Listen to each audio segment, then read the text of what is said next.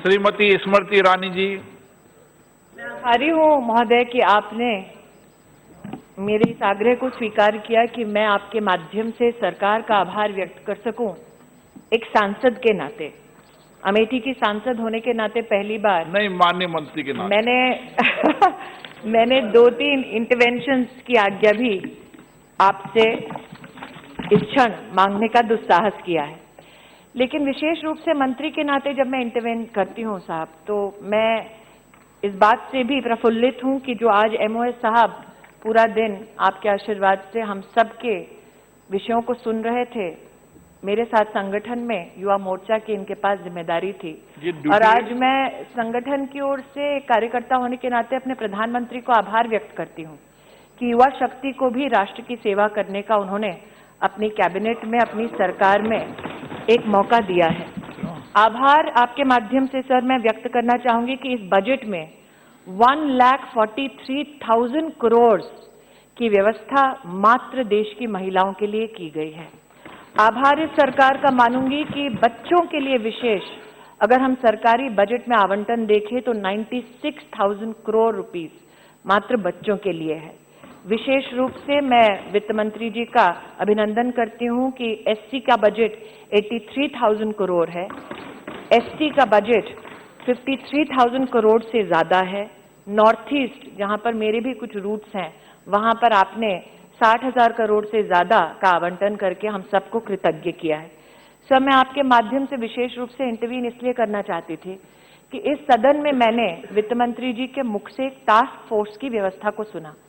आप विशेष रूप से पोषण अभियान के एक फ्लैग बेरर रहे सदन में, जिसके लिए आपके प्रति आभार व्यक्त करती हूँ। हमारे देश में नेशनल हेल्थ सर्वे के माध्यम से ये ज्ञात हुआ है कि लगभग 20 से 22% बच्चियां जिनको मैटरनल मोर्टेलिटी से जूझना पड़ता है, उनकी सबसे बड़ी चुनौती ये रहती है कि वो कम उम्र में ब्याही जाती हैं और साथ ही उनका बच्चा कम उम्र में होता है, जिसकी वजह से माता की और बच्चे की जान भी खतरे में आती है। पहली बार हमारे राष्ट्र के इतिहास में एक बजट में एक टास्क फोर्स के निर्माण की बात हुई है, जिसके लिए मैं सरकार को, विशेष प्रधानमंत्री जी को आभार व्यक्त करना चाहती हूं कि इतना डिटेल में जाकर चुनौतियों को देखना, समझना और उन्हें समाधान देने की व्यवस्था है। पोषण अभियान की सर आपने सदन में कई बार हमारे सांसदों के माध्यम से चर्चा करवाई। टेक्नोलॉजी के माध्यम से कैसे समाधान प्रस्तुत होता है, उसके लिए सरकार ने विशेष पोषण अभियान, न्यूट्रिशन, आंगनबाड़ी को और सशक्त करने के लिए 35,000 करोड़ का आवंटन दिया, जिसके लिए एक बार फिर मैं आभार व्यक्त करना चाहती हूँ।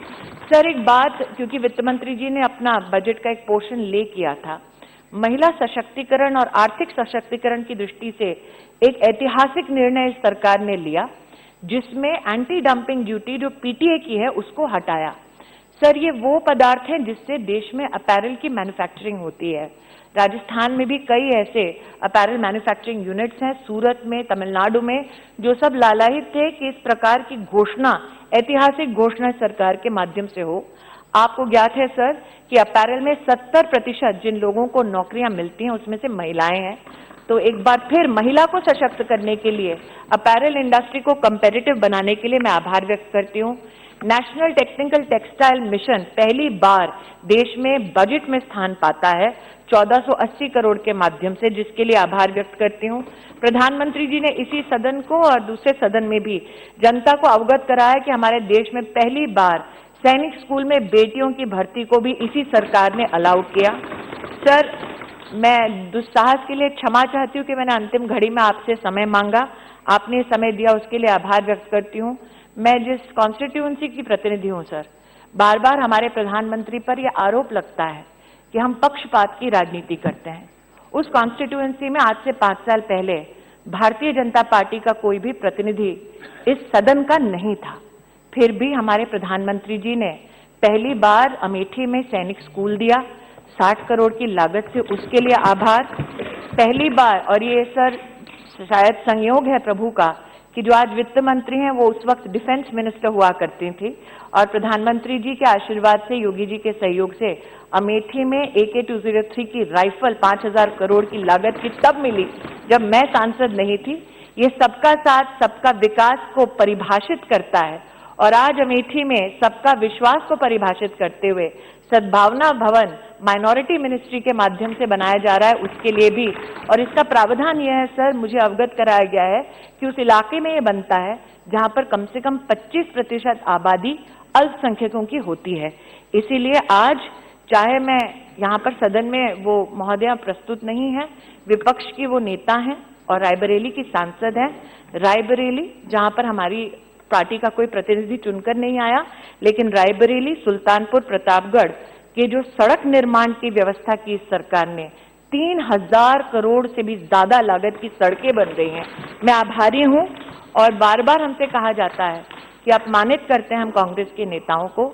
आज पूर्ण विश्वास, श्रद्धा और आभार के साथ कहती हूं, राजीव गांधी के नाम पर वहां पर 2 संस्थाएं, एक पेट्रोलियम यूनिवर्सिटी जिसके पास पिछली सरकारों में पैसा नहीं गया था, मेरी सरकार ने 400 करोड़ रुपया उस यूनिवर्सिटी को सशक्त करने के लिए और फुर्सतगंज में एविएशन के एक हब और यूनिवर्सिटी को बनाने के लिए 200 करोड़ का आवंटन किया।